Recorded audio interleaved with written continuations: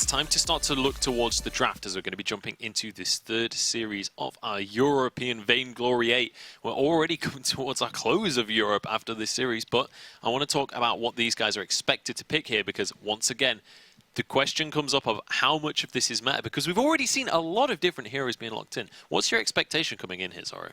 Honestly, we've noticed how teams are emphasizing and prioritizing Blackfeather. I expect that to continue, especially since SK have a really good flex pick with the Blackfeather. They can play him in lane very well. They can play him in the jungle very well.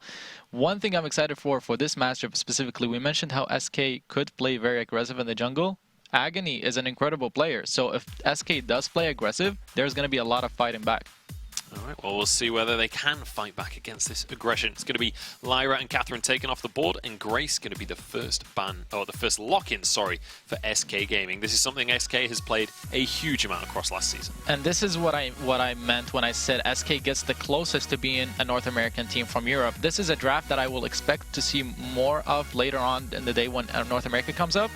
Prioritizing the Grace, prioritizing the Catherine. The roamers are the strongest thing still in this update, just like 2.7. And I really like the fact that they banned away the Lyra first, because then it forces Qlash to either allow both the Grace and Catherine through, or to only give one of them, and then that guarantees SK gets one of those two heroes. So really smart first ban. I love the answer from Qlash here, though. Getting themselves a Scarf, banning away the Blackfeather that does so well into those ranged crystal mages.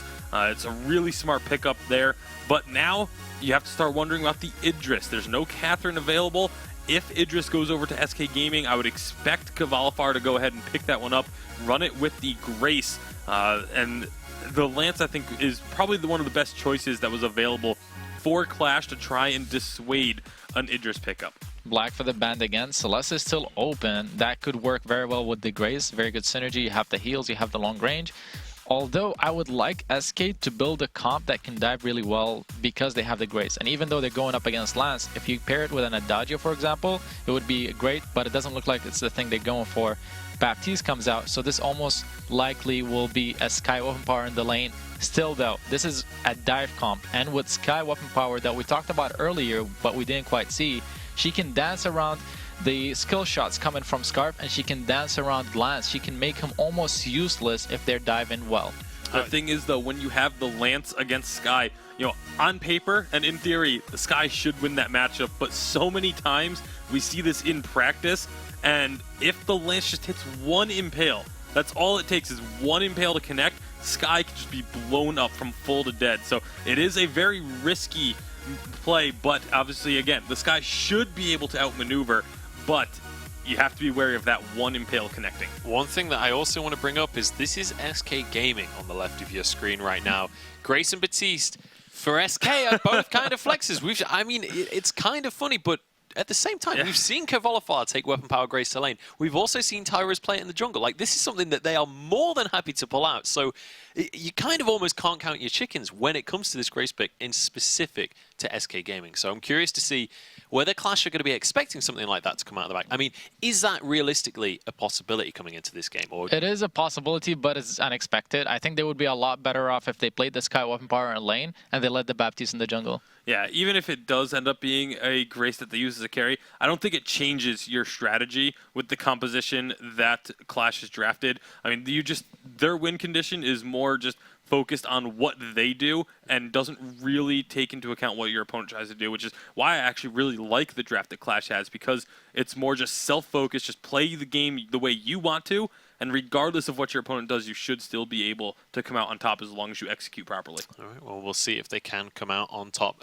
Once again, a lot of these games are going to be down to this early control of the map with how XP has changed, how the game has changed in general. I'm curious to see who's going to be able to control this one from the start. Let us know who you are supporting jumping into this game using that hashtag Vainglory8 once again on Twitter. Whether you're wanting SK Gaming or Qlash to take this one, please let us know. But it's time to pass it over once again to Dowsy and the Source to take away game one. A very exciting matchup here as well. SK Gaming, the summer champions of Europe, up against Qlash here.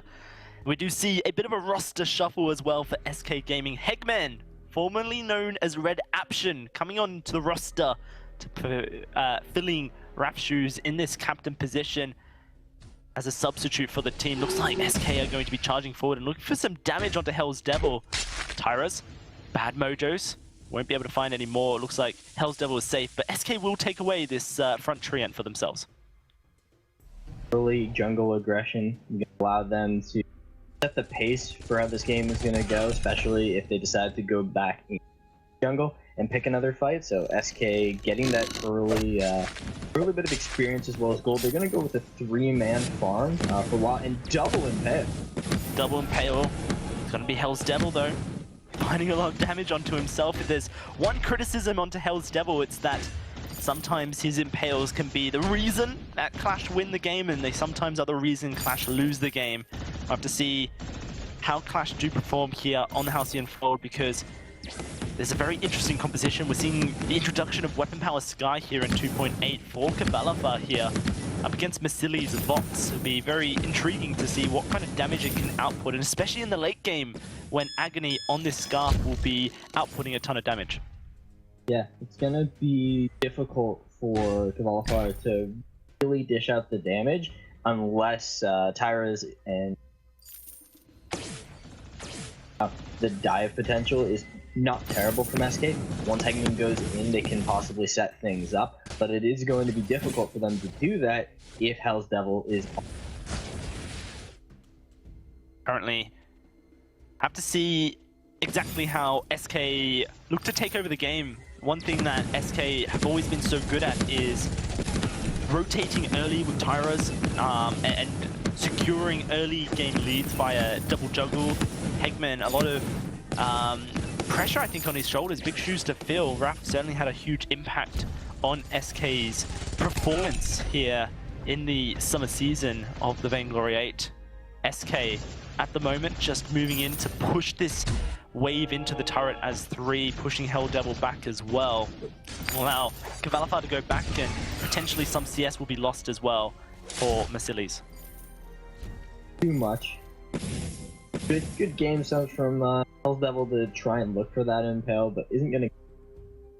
All the members of SK back buy up and are back out on full, but this is going to allow Agony to get a little bit of extra farm to go away that preempt and plenty of time to clear farm his jungle, and then maybe a little bit closer to the result. So, then we at Qvalifer. Not quite able to get onto Masilis. Hegman trying to lay down a bit of damage, but Vox typically pretty good into Grace in these matchups. No jungle aggression really coming out of either Agony or Tyras just yet. So it means that these lanes have been fairly safe. No one able to really find an opening yet. I mean, it's Weapon Power Sky, so it isn't a massive amount of damage. Yeah, auto attacks and the mobility on Weapon Power Sky definitely makes things a lot easier for him to output damage. Qvalifer as well with the slowdown. Hegman knocked out of his double, would have been triple Holy Nova, but looks like Qvalifer wants the kill. Can he find it? No! Hell's Devil just about escapes, sitting on just a sliver of health. Masilis though, taking a bit of damage from this forward barrage. SK, very dominant currently in their aggression, looking to try and get onto this turret, secure some early damage onto the structure. Good bit of play there from the side of SK. They haven't been able to really connect that into any kills, but they're starting to set the pace of the game. And although they're down a little bit in terms of gold, most of that is coming up.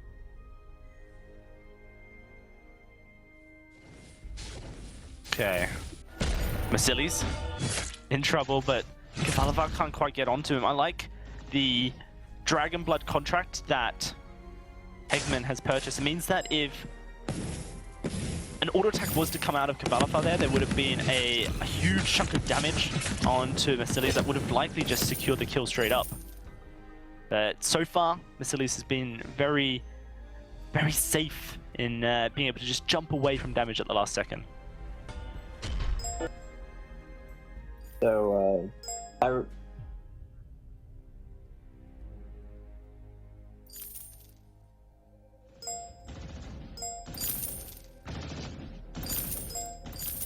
Okay, so seeming like a couple technical difficulties coming out of Source here. The Vasili's in a lot of trouble. Fountain's going to come out, but I'm not sure it's going to be enough to save him. No, the Fearsome Shade going to secure first blood here for SK. Now, where can they take this is the question. This first turret, reduced in health in the early game, makes things a little bit easier for SK to secure some damage. Agony and Hell's Devil taking so much poke. SK just trying to get out of this turret range so that they can get in there to auto-attack it, but not really dodging the laser lock of this turret. In fact, they are going to not be able to take down too much of its health so far. Tyrus does move over, get some health and some energy now. SK can look to actually put a lot of pressure onto this turret here. Put that Ordained down onto Vasili's, which stops him from aggressing forward. Agony desperately wanting to head back to his jungle and secure some gold. SK right now, they've stalled out Agony's ability to scale up, and they're at a power spike, it seems, where they can continue to lay down damage, and nothing really Qlash can do. In fact, Hell's Devil caught in a huge amount of CC. He goes down without even a fountain to save himself, still on cooldown from the previous usage. Now SK may look to push this wave in and try and secure the turret for themselves. Agony sticking around, uses that healing flask for a bit of extra health, but SK have got onto the turret and there's nothing that Qlash can do about it. So hopefully I'm back and nope.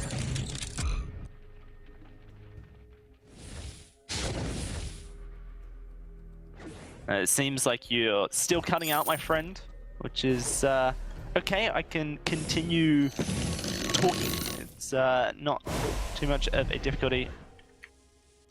Qlash is in a bit of trouble, I think. They've got a fairly good late game scaling composition, but SK's macro ability to just find leads for themselves is something that a lot of teams here in Europe struggle with.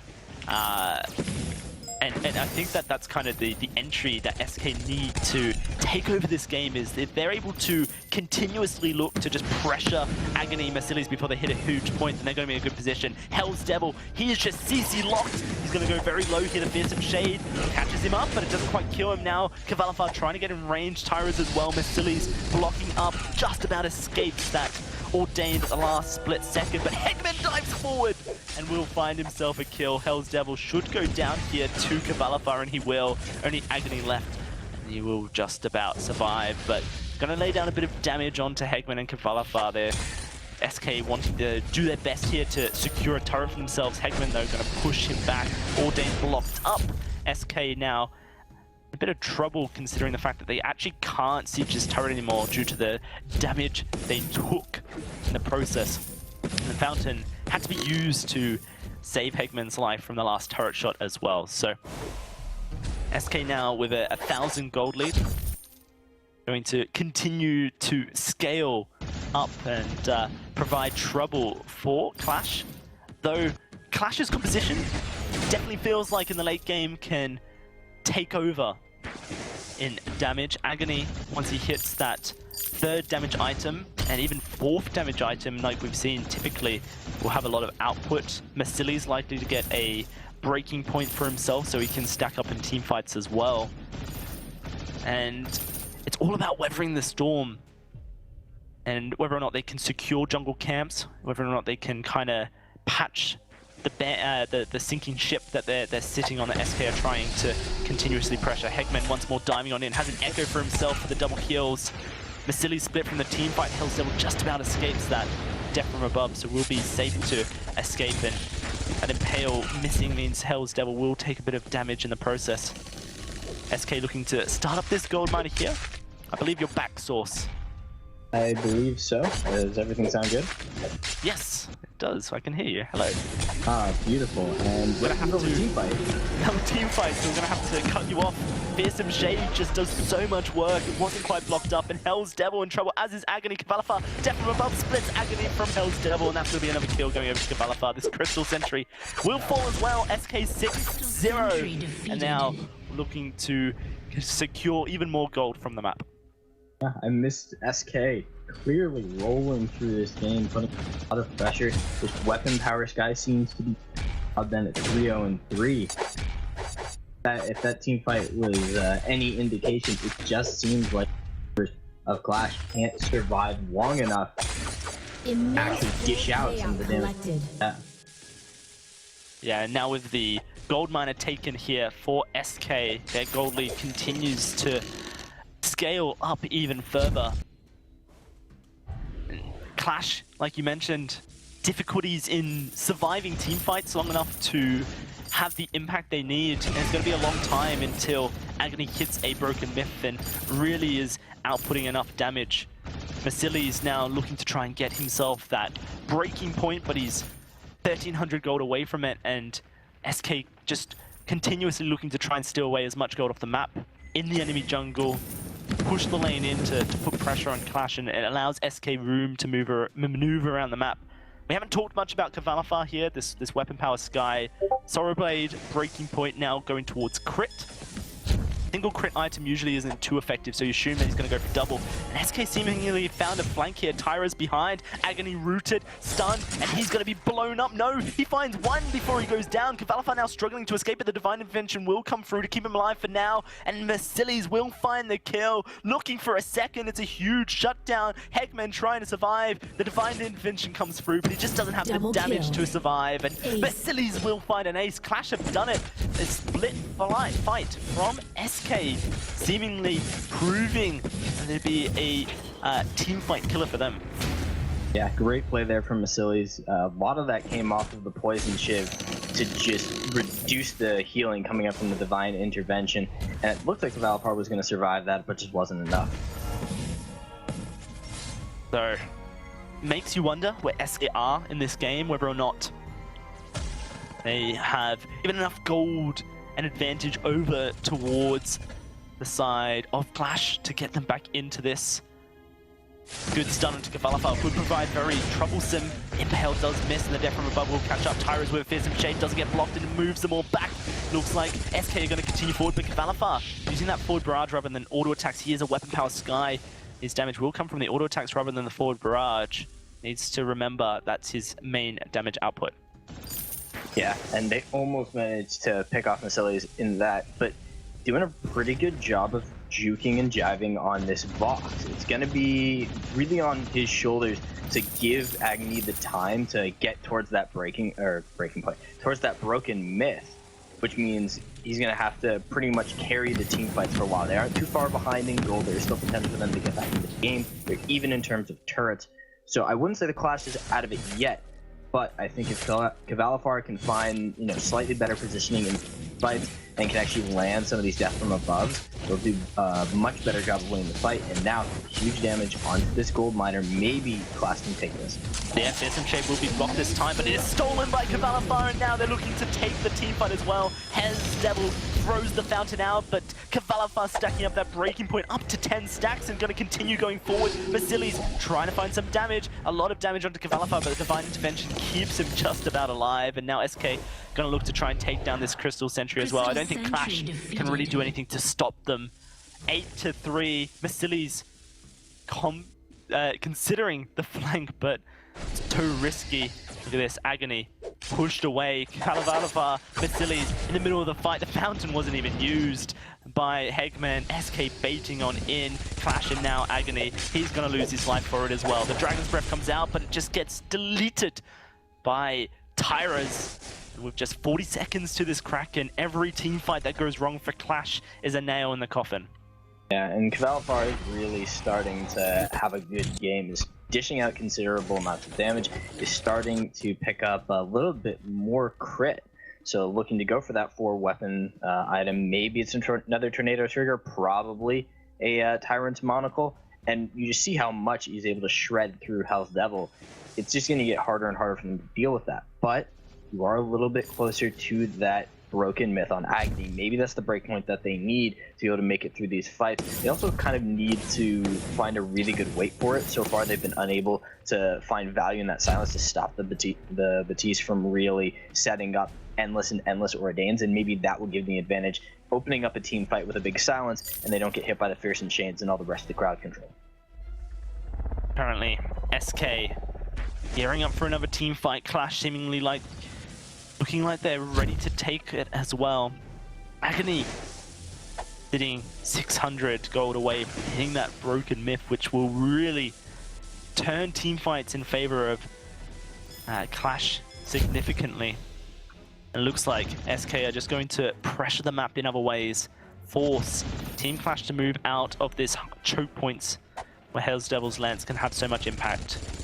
SK have to be very careful about fighting in this tight corridor. It's a favorable position for Qlash due to the Giffian War and the Goop, but oh dear, Hell's Devil, he just gets destroyed before he can even pop the fountain to save his life. Agony's going to go down next. Fortified Hell keeping alive for a second. He is going to find Heckman and resolve, but Mercillius is dead. It's a triple for Qlash on this Sky. And instead of a Kraken, they're going to push the lane. They can get 2 turrets in this time if they please, or they can go for the Kraken. It's their choice. The Kraken seeming to be the answer. Nope, the turret. SK, what are you going to do?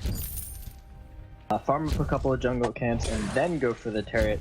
Might actually be a little bit too late, so some indecisive decision making is going to cost them a little bit of objective efficiency. They will take the Crystal Sentry out and get that for their trouble. It's now been eliminated. 16 game, and Qlash is just dancing circles around the members of the team.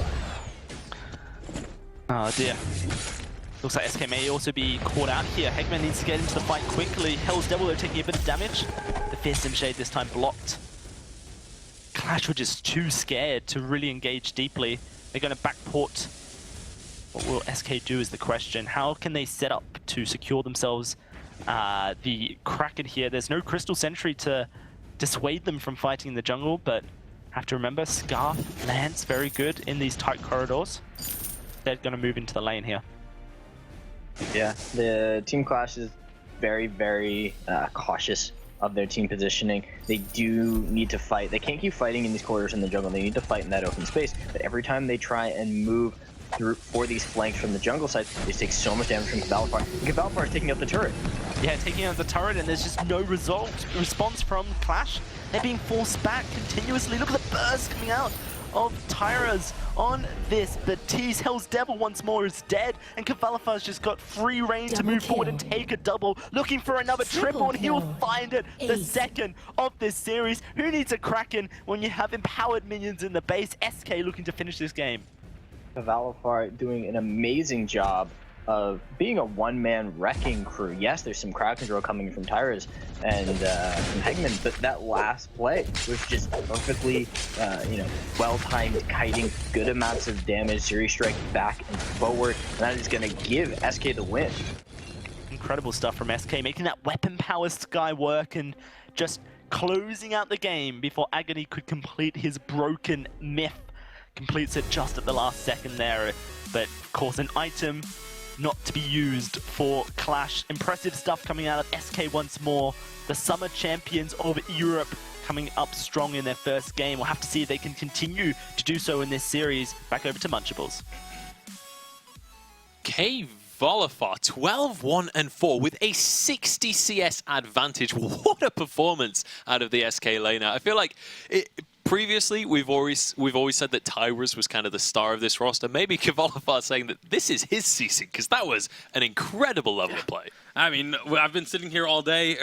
Iraqi Zero has been saying, I really like the Sky pick, but as a weapon laner, and we finally get to see Sky come out as a weapon laner, and Qlash just destroys Qlash with it. That was an incredible performance, and it really shows why you like this pickup as a weapon laner, because it dominated. I mean, when you talk about getting early game advantages, when you talk about snowballing the game, Sky Weapon Power has always been one of the greatest picks and lanes for doing that. It's just before you weren't able to as easily get those advantages and snowball the game. Now this is 2.8. You can do that. Teams need to adapt faster. I think this is a pick that we're going to see more of, at least in Europe, because there doesn't seem to be a counter for it in lane yet. Yeah, and I mean, you're absolutely right. That's what we've been talking about, is earlier aggression coming out from these teams and also being able to adapt to these picks. And we'll see how that's going to pan out over the weeks. But let's take a look at a replay from around 10 minutes in that game where things started to pick up pace a little bit here as the gold miner was started off by SK. And this was just SK being able to just quickly peel off the gold miner and go for this fight. The fear stopping the Dragon's Breath immediately. This was another common theme throughout this game, was the Dragon's Breath not being able to have the massive impact that that ability needs to have in a team fight.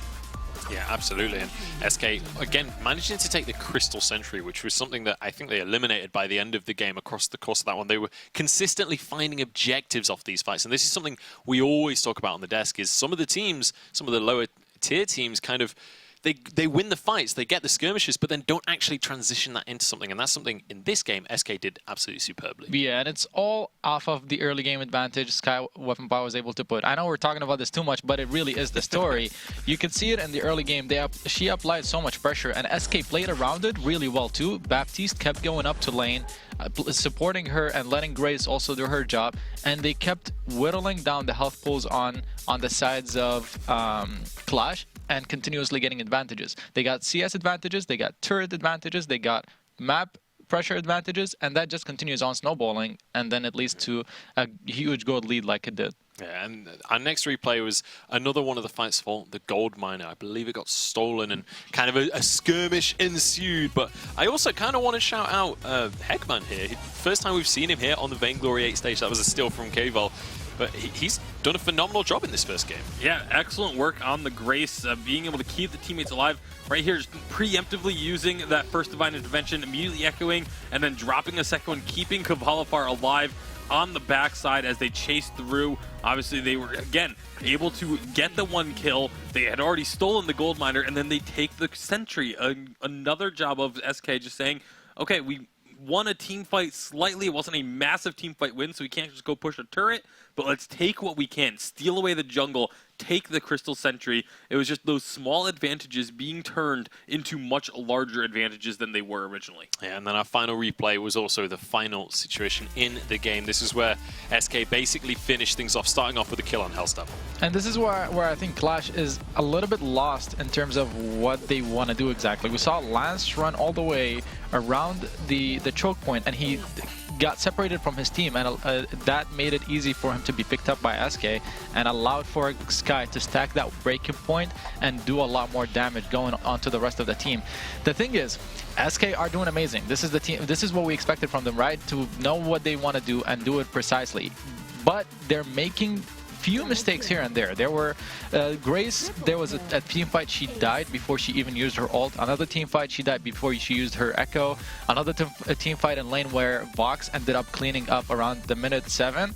It was Baptiste getting out of position. So the point is, SK are making small mistakes here and there. They need to clean that up if they want to go up against even stronger opponents and continue on winning. And this is what we were talking about at the start of the day, right? These teams, it's not just about winning Europe anymore, it's also about getting ready for the World Championship. And I can tell you now, the NA and EA teams are not going to allow small mistakes like that. And I mean, obviously, SK did a phenomenal job. I don't want to go too hard on them. They did just win that game against Qlash, but the series isn't over just yet. Let's talk a little bit about Qlash. What is it that they need to tidy up to get back into this series? Because that was a very one-sided game. A lot of it just comes down to the way that they execute in the game. I think their draft was fine, but again, Scarf had almost no impact with the Dragon's Breaths. You know, we saw in that last replay, that was one of the first times where Scarf was able to get a big Dragon's Breath that would have hit all 3 members or wouldn't have been interrupted immediately. And it was when his 2 teammates were already dead, so he just goes down immediately after using it. And that's one of the big factors. If you have a Scarf, that automatically becomes one of your big win conditions. And if you can't execute that win condition, then you're just going to be kind of left out to dry. All right, so apparently I've just been informed off stream we had Dynasty versus Calamity Reborn, and apparently Dynasty managed to take that series 2-1 off the stream. So great start to the season for Dynasty. Calamity, after their roster change, unfortunately not able to get their first series on the board, but did get 1 game. So obviously a close series between those 2 teams, and those are definitely 2 of the teams that you would expect this season to be battling for kind of the middle, maybe kind of top 4 kind of area of the scoreboard. So we'll have to see how that's going to pan out across the rest of the season. But let's start to look towards game number 2 of this series. Is there something that Qlash needs to change coming into the draft here? Like, do they just avoid the Scarf pick now and go for a different style of play? I think they just need to adapt faster. I think the Sky Weapon Power pick wasn't something that every team know about, but now it's being more obvious. It's coming out more that this is a very dominant pick. You need to adapt faster. If Qlash lets it through again and have a late game scaling comp like they did with the Scarf, is not going to work out well for them, especially if they're giving Grace 2 at the same time. You can't give 2 very strong power picks to a team like SK. Yeah. Well, they've taken care of one of those, or gotten one of those power picks taken care of already. SK Gaming actually being the ones to ban away the Grace. Qlash going to grab the Lyra.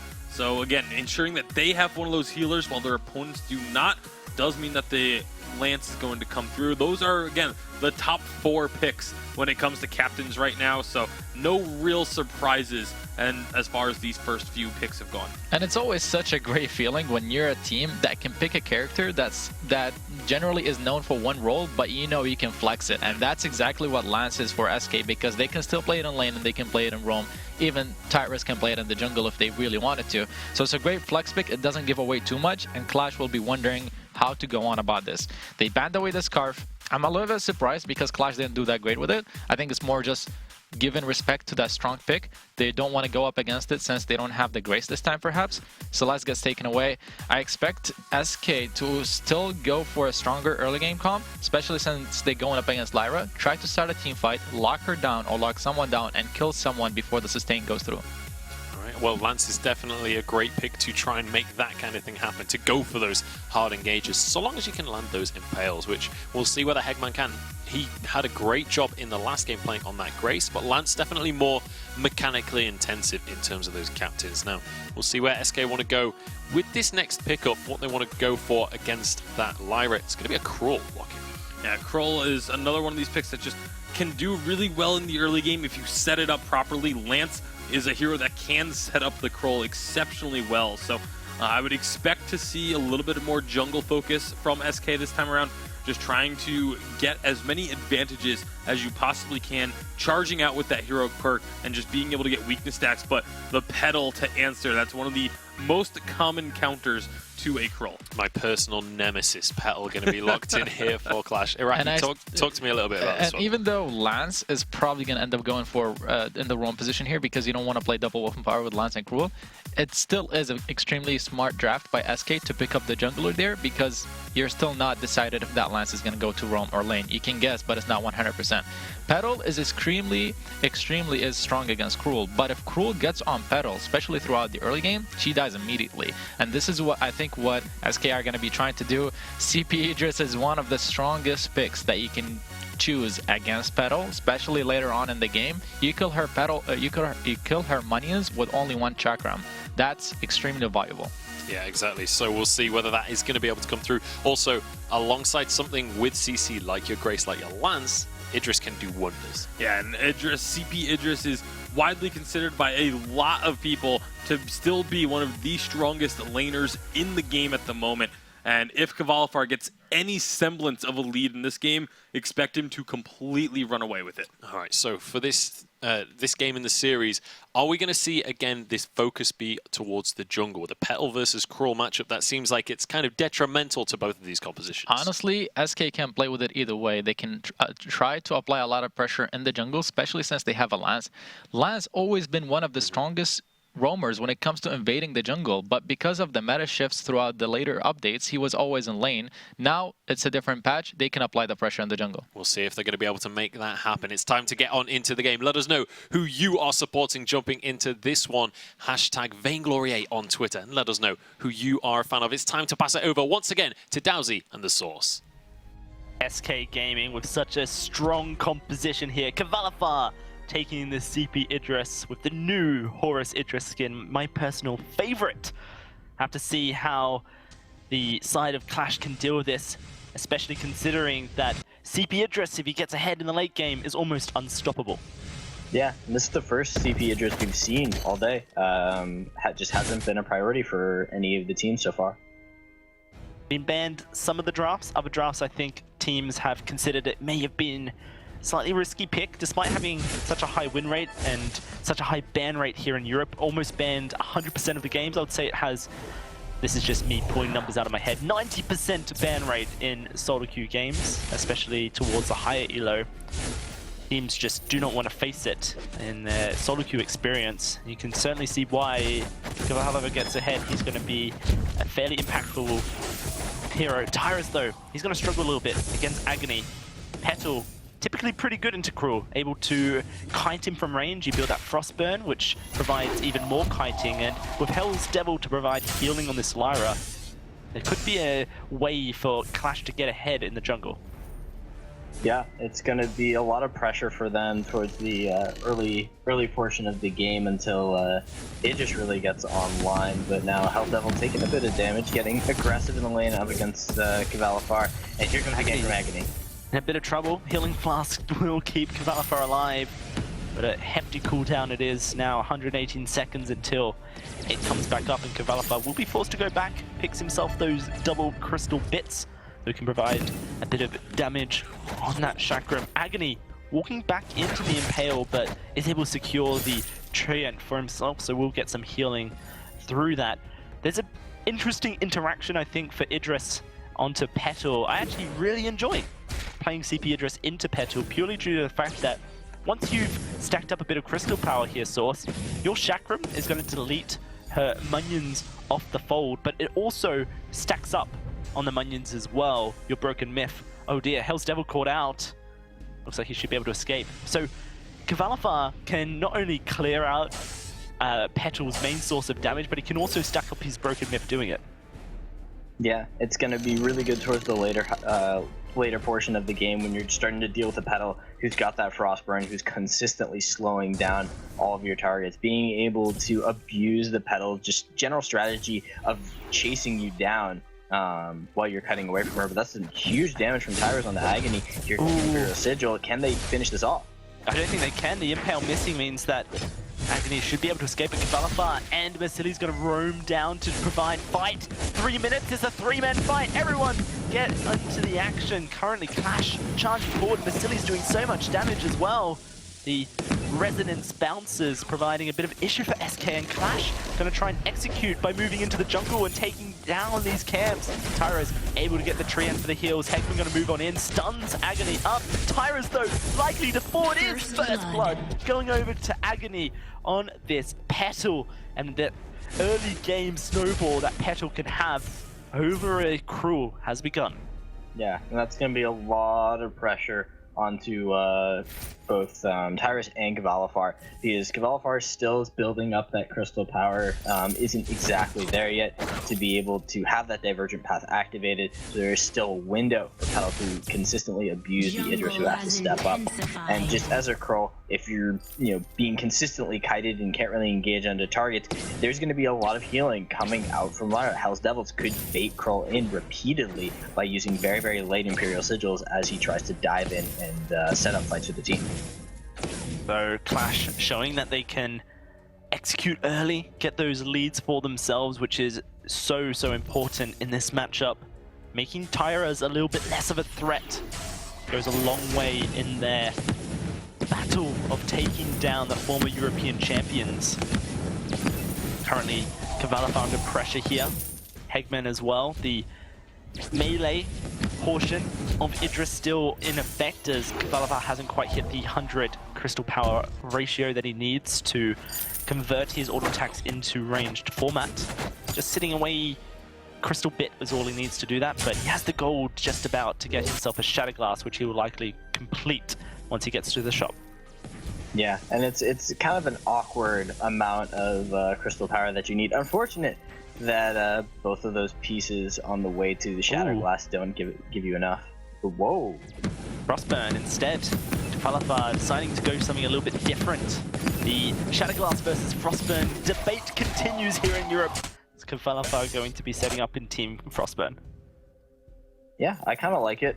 Getting the additional slow, kind of countering out the chase from the side of Qlash, because primarily their composition has to chase you down. You have the ability to kite away from them throughout the game. They don't really have any good hard engage. though, sacrificing damage for utility, it seems. Impale going to connect. Oh, that's a huge Giphian War. Look at the damage output. There's the Hell's Heart. Agony deleted by Qlash. A single auto attack finds the kill. And now Masilis taking a lot of damage in the process as well. The Frostburn also allowing Tyros to get in there and provide damage on this crew. Also could be an argument for them. An Impale, a Chakram, it's a deletion. And now it's going to be SK moving away. Hell's Devil trying to find the kill on to Tyros, but he's not going to be able to. SK have taken over this lane, and now they're looking to try and get themselves a turret, but good minion controls from Hell's Devil actually prevents them by doing so by having the minions target the heroes rather than having the turret, target the heroes rather than the minions. Agony tries to find Tyros, he does. That's going to be a second kill going over to Agony. 2-2 currently on the scoreboard. And I have crashed, unfortunately. Oh, no worries. Unfortunately, the technical difficulties continue for your source. But it's alright, I got you back. SK looking to try and prevent these minions from hitting the turret. Whilst Agony steals away the entire rotation of the backs from Tyros. Tyros, known as one of the most aggressive junglers here in Europe. Such a threat. Looks like he's having a bit of trouble, but he's able to land that Hell's Heart and he's going to find himself a kill instead. Farming heroes rather than in the jungle. Have to see how SK can execute off this. A crew very good at taking down gold miners early on. Looks like SK in fact are going to do their best to try and get onto this turret here, but they don't really have the minions to do so. Chakram will find a bit of damage. Here comes Agony. Ooh, another great Giphian War coming out of Hegman. Having such an impact here in the summer season, but can he survive? A good silence comes out. The fountain just comes out in time, but Tyro's re-engaging. Feels his fate. It is going to be Qlash now turning the tides in their favor. They're looking to take down the first turret, and I don't see a reason they don't. This turret will drop fairly simply. It is going to be Qlash with the lead. Yeah, doing fairly significant damage. Ooh, Masilis. I thought he was going to go down there. Almost did. Been very impressed with Hegman's return to Vainglory competitive play. Most people would know him as Red Aption on Cyclone back in the spring season. Got substituted in and out fairly often back when PT Lamb also played for them. And it was Radha in the jungle. PT Lamb and Red Aption kind of just fighting for the captain position. But SK have only said positive things actually about the addition to Red Aption, saying that he's a player with great knowledge and great drive to improve. And so that's the values that SK really hold dear in their organization. And Hegman coming onto SK seeming like a very positive move for him. Yeah, and not only is this the stage, but this is going to be a great game for him to prove that he has both the knowledge and the fortified attitude to be able to make a comeback. They are down a little bit of gold. They have lost that initial turret, but they have more than enough power within this composition to turn the game around, and maybe they can close things out for a good opening week in the autumn season. Yeah, Qlash with that alternating current, now looking to get that broken myth online so he can really become a threat on this CT Idris. The alternating current adds so much value to his kit, though with the Frostburn, it's just a little bit less damage that he can output. Instead, we'll have the slowing potential. An Impale lands on the Hell's Devil, Chakram onto Masilis and Hell's Devil. SK just poking and prodding at the moment, trying to open up some opportunities for Hegman and Tyros to get on in there and provide a CC lock onto a single target. Qlash seeming like they're fairly comfortable moving forward and poking Qlash down a little bit. It's going to be Qlash finishing off that portion of his broken myth, has the piercing shard for himself. Now just sitting 2,200 gold away from finishing the broken myth and becoming a huge threat. Yeah, as he gets further and further online, it's going to get harder and harder for Hell's Devils to really be able to step up and kind of frontline in this weird position, because nobody on the side of Team Qlash really wants to be up front tanking any kind of damage. They really want to be poking you out, catching you off guard, managing to get some of those slows down from Agony. And until, they're able to do that, it's gonna become a question as to whether or not Qlash can juke away from that pressure. From Hell's Heart comes out, and it's a big whiff. It is a big whiff, almost a blind throw it seemed for Tyros, and as often when blind throws fly out, they miss. Tyro's not going to find any value from that. Qlash, they're looking to try and come through from behind. Kvalifar snared up by the Bright Bulwark, but he's in a good position to escape. Great Chakram rips through and provides the distance his team needs with a Frostburn to slow Agony down. Look at this, Kvalifar doing a lot of damage. Looks like they want to re-engage here, SK, but they just don't have the CC. Tyra's from Hell's Heart, another 20 seconds, but he is going to dive onto Agony. Fountain comes out from Hell's Devil, and the spontaneous combustion healing on up. The Frostburn goes out, but it actually dodges Kvalifar, invulnerable to it. He was in his ultimate. A lot of healing missed up there by Hegman, and Kvalifar may be in a bit of a risky position, as is Tyra's at this point. Going to be able to save this turret. Not enough energy on the side of Team Qlash, and they're looking for a re-engage. Oh, huge from Hell's Heart. Vasilis gets taken out. Agony next on the menu, but he's managing to dodge up. It takes down one before he falls himself. Hegman to find the kill credit, and now it's Hell's Devil running for his life. Hegman looking for the Impale to lock him on down. Will miss it. It is going to be Hell's Devil escaping Kvalifar to steal a single camp. Yeah, a good comeback by SK. I think that maybe Team Qlash didn't time out when that from Hell's Heart was coming back up again, because they were in a corridor. Basically just a straight shot for Tyros to throw that out and connect onto someone. They do have the Crucible, so, you know, minor failure there to be able to block that one out, but that does put SK back into the game a bit. Kvalifar does have enough gold. I thought he was close, but now he does have enough gold to finish out that broken myth. Maybe that's what they need to really break the game open. They've been kind of very reliant on whether or not they land that from Hell's Heart to win out these engagements. Maybe now they'll feel more confident stepping up and getting some of those broken myth stacks down onto Hell's Devil. A steal comes out from Hell's Devil, the Spectral Smite. Wasn't able to secure the gold mine. That's a huge mistake by SK. Kvalifar using his ultimate to get himself away from the backline. You can see with the broken myth added, he has the damage to clear out the Petal's minions fairly quickly, but when you're giving that much gold over to Team Qlash, that's just not a mistake you can afford to make. Yeah, and that's going to bring them closer in towards getting some of those major items. Agony does have the Broken Myth and the Frostburn, but is still sitting on something probably, I think that'll end up being an Eve of Harvest. And, you know, that amount of gold is going to set them a little bit closer towards those third, fourth items. Maybe that finishes Merceli's Aegis, that gets him closer in towards that fourth damage item. Possibly something with some armor penetration, but I'm not sure. So far, Agony just being the rock in the Team Qlash roster's foundation. 100% kill participation, whereas Merceli's and Hell's Devil have only been involved in 25% of the kills of this game. Shows that Agony on this pedal is having a lot of influence, but he needs to have even more, it seems. Hell's Devil going to be rooted on up. Lots of damage going out onto him as Kvalifar stacking up that broken myth as we speak. Another fantastic Chakram just ripping on through, and this is where the CP Idris gets a little bit scary. A trampoline saves Agony from dying from that Hell's Heart stun. Kvalifar up to just 4, 5, broken myth stack 6, and now he's going to rip through with the Chakram. Just about misses, but he's still got the stacking, and Team Qlash have to be careful that they don't over-aggress here. Kvalifar going to be silenced up, but the Fountain's going to come out. Look at them all grouped up. Kvalifar looking for the kill. Tyra's almost going down, but Kvalifar, Hegman able to find one between them. There's the second as well. 9 broken myth stacks, the CP Idris alive, and that's going to be the turret falling as well. Beautiful kiting from Kvalifar, but these team fights are still very, very close.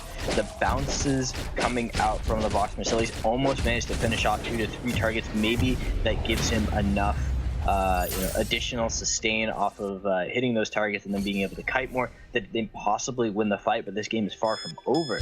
We are starting to see SK reach that terrifying point when you have a CP Idris where you just start to dish out so much damage, but is building towards defensive items. We'll be getting that Aegis, so won't be going towards that 4th or even that 5th CP item, because you know when you're playing CP Idris and solo queue, you always want to go for that full glass cannon.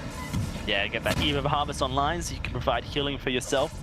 Seeing Kvalifar respecting the damage Agony is outputting.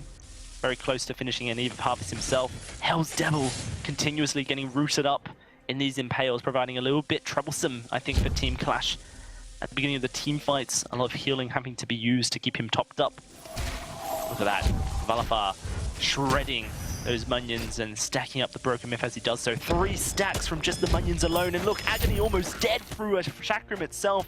He's going to continue moving forward. It is going to be the Treant secured, but Qlash looking for even more damage. 7 Broken Myth stacks. He just gets away from the fight, and Agony almost deleted. That's a great Impale. Hegman with the root, the stun, and it's a double for Qlash. Hell's Devil, last man standing, but it's a triple. His third of the series. Qlash, a monster with 9 Broken Myth stacks, and SK are going to take away this Kraken. SK are here to play. Despite being down, they're able to bring themselves back to the form they were in the last game.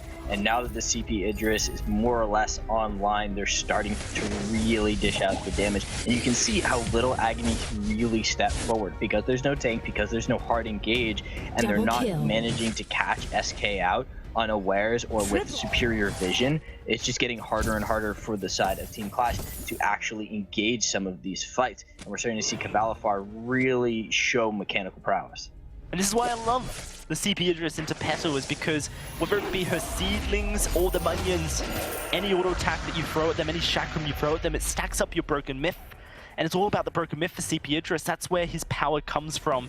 Qlash now so far ahead, has that Aegis to protect him from Agony, allows him to face tank some of Agony's damage, allows him to get those easy stacks onto his Broken Myth.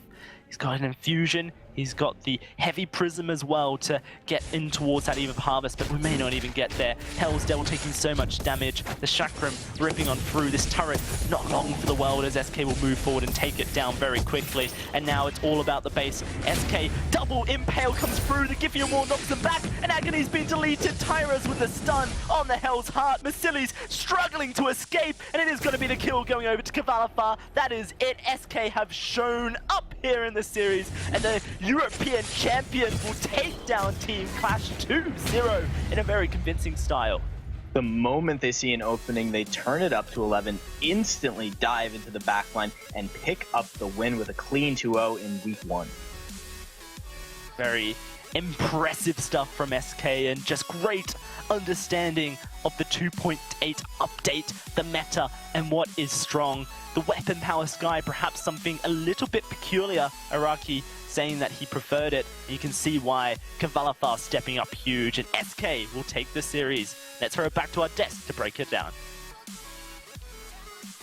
There we have it, a 2-0 victory for SK Gaming in the end. And, you know, they were the favorites coming on in and absolutely proving why that was the case right there. Another dominant victory for them, starting off strong in the early game. It was a little bit back and forth, but then once they got a hold of that game, they did not let go. And that's what it is with the CP Idris. It's a little bit weaker early on, but as soon as you get that Broken Myth online, you just take over the game, and that's exactly what happened. Once Qlash got a little bit of damage items, he just was able to output so much, and they were able to win just about every team fight from that point on. And what I love about SK's composition is that the CP Idris synergizes so well with the Lance. When Idris first came out and CP Idris was popular, Lance was one of my favorite roamers to run with because he allows you to hit the Chakrams much more easily with his continued CC with the roots and with the Kythian wall stunning your enemies. It's really easy to make work. So I loved SK's composition.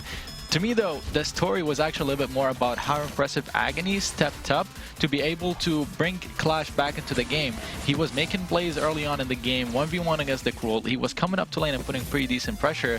It's exactly what Qlash need, and it's why Qlash needs this player to be playing for them to perform better and better. It's just that they were going up against SK. And that's the thing, we were talking before the game about how it was kind of Agony versus Tyrus in the other game, that Cruel versus that Petal. Agony did a great job, but the problem is it wasn't enough of an advantage to translate into anything more. And in the meantime, Qlash just started kind of farming up a storm on that Idris, just getting more and more items. And then later on in the game, we started to see him really start to clean up these team fights. Yeah, and you can see the damage. He's got 9 Broken Myth stacks. His basic attacks are doing 427 CP damage on a basic attack from an Idris. That is just an absurd amount of damage. That's not even counting, you know, the chakrams, a boosted attack from using the A, the ultimate damage, and his mobility isn't factored into any of this as well. So it's so strong once you get into the later stages of the game that it can feel incredibly oppressive to play against, because it feels like no matter what you do, you just can't have an actual answer for it. Yeah, and it has to be said as well, Hegman coming in, doing an excellent job from the Oh, sub yeah. position. Obviously, Raf still on the main roster, but doing a great job. And we have a couple of fights that happen towards the late game, and I believe this is when Kvalifar kind of came into his own and grabbed himself. This is where you just want to pay attention to Kvalifar. Look at his positioning, the way he's continuously dealing damage and stacking his broken mist stacks to deal even more damage.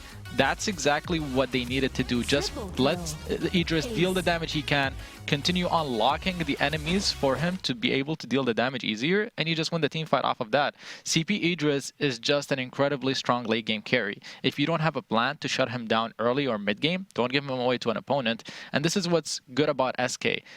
Cruel lost the matchup to Petal.